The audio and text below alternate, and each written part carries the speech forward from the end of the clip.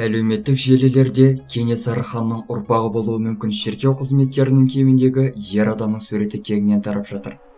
Еуразиялық интеграция институтының сарапшысы Самат Нұртазаның Facebook парақшасындағы жариялаған фотосы желі қолданушылардың қызу талқысына түсіп жатыр.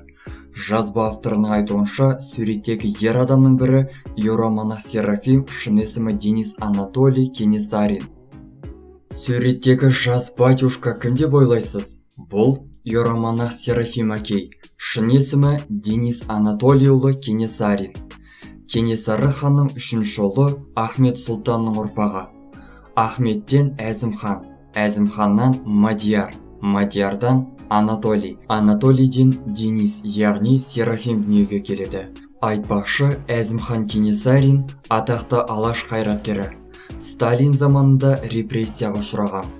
Әзімхан Кенесарин түрмеде отырғанда немересінің есімі Анатолий болатын ойламаған шығар дейді жазба авторы.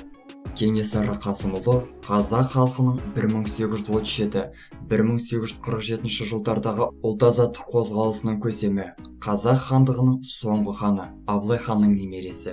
Самат Нұртазаның берген ақпараты қаншалықты рас? Суреттегі шіркеу қызметкері қазақ халқының соңғы ханы Кенесары ханның ұрпағы ма? Бұл жөнінде алдағы уақыттарда білетін боламыз. Ал сіз, құрметті көрермен, өз пікіріңізді жазып қалдырыңыз.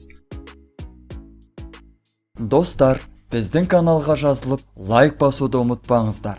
Келесі шығарылымдар тек қана сіздер үшін.